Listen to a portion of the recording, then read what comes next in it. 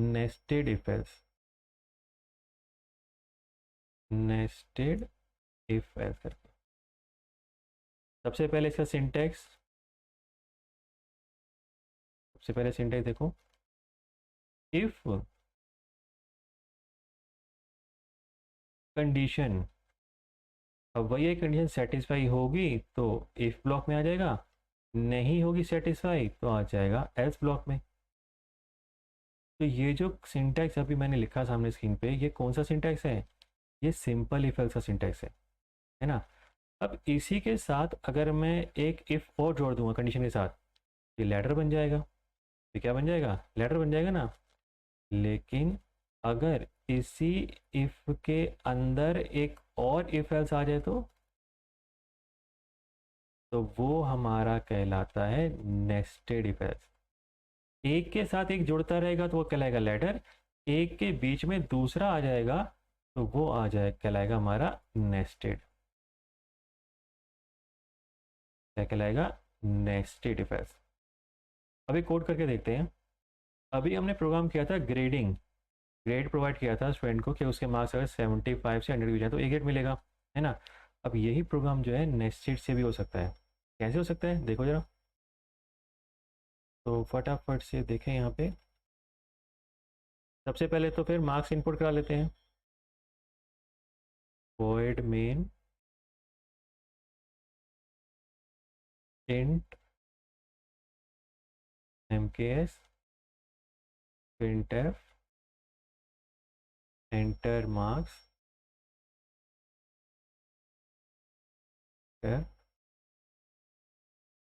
Marks हो गया।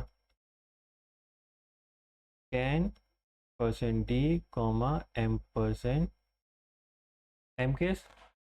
अब देखो यहाँ पे, इफ मार्क्स ज़्यादा या इक्वल है किससे? 0 के, एंड मार्क्स स्मॉलर इक्वल है किससे? 100 के।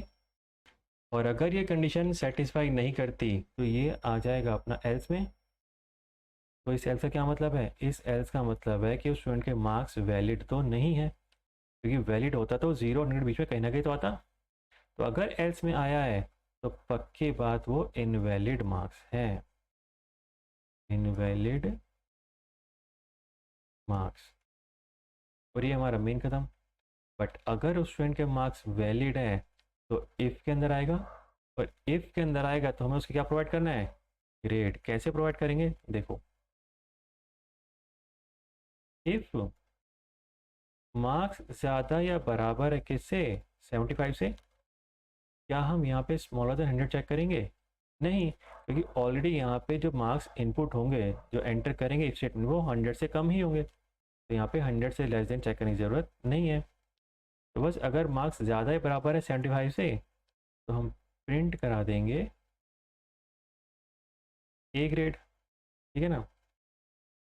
एल्स इफ अगर मार्क्स ज़्यादा या बराबर है किससे? 50 से। ना अब क्या यहाँ पे 75 से लेस देन चेक करेंगे? नहीं करेंगे, वो भी नहीं करेंगे। क्यों? अगर 75 या उससे ज़्यादा हुए तो उसको ए ग्रेड मिल चुका होगा ना, वो नीचे आएगा ही क्यों? और अगर वो नीचे आया, अगर वो एल्स स्टेटमेंट में आया तो मान के चलो उसके मार्क्स 75 से कम ही होंगे, ठीक है ना। तो यहाँ पे 75 से स्मॉल चेक करने की ज़रूरत नहीं है। तो ये हो जाएगा प्रिंट बी ग्रेड हो जाएगा। ऐसे ही एल्स इफ मार्क्स अगर ज़्यादा या बराबर है किससे? 25 से, तो यहाँ पे हम प्रिंट करा देते हैं सी ग्रेड। और ये जो लास्ट में एल्स बचेगा, क्या यहाँ पे डी ग्रेड के लिए कंडीशन देने ज़रूरी है? नहीं, देखो ना, इस इफ के अंदर अगर आया तो मार्क्स तो 100% वैलिड है, और अगर मार्क्स 100% वैलिड हैं और उसमें से ए भी नहीं है, बी भी नहीं है, सी भी नहीं है, तो 100% वो डी ग्रेड ही होगा। चेक करने की ज़रूरत नहीं है, ये हो जाएगा अपना डी ग्रेड। क्लियर है यहाँ तक? अब देखो यहाँ पे हमने इफ के अंदर एक इफ एल्स किया, ये क्या कहलाया, नेस्टेड। बट यहाँ पे एल्स में तो हमने कोई नेस्टेड नहीं दिया। ऐसा कोई ज़रूरी नहीं है कि नेस्टेड इफ एल्स अगर हम कर रहे हैं तो इफ़ में नेस्टेड किया तो एल्स में भी नेस्टेड करना ज़रूरी है। ऐसा कोई मस्ट वाली कंडीशन नहीं है, रिक्वायरमेंट के ऊपर है।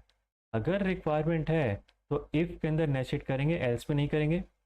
और अगर कभी ऐसी सिचुएशन आ जाती है कि एल्स में हमें नेस्टेड करने की जरूरत पड़ती है तो नेस्टेड करेंगे एल्स में, इफ़ में नहीं करेंगे। ठीक है ना। एक और अभी हमने देखा डेज इन मंथ। अब डेज इन मंथ वाला भी तो इस तरीके नेस्टेड हो जाएगा। अगर मंथ ग्रेटर देन इक्वल है 1 के और वो स्मॉलर देन इक्वल है किससे, 12 के, तो यहाँ पे 30 31 वाली कंडीशन आ जाएंगी। नहीं तो एल्स में आके अपना इनवैलिड मंथ हो जाएगा। ठीक है ना। तो ये आप लोग का होमवर्क है। तो क्लियर है इफ एल्स स्टेटमेंट्स।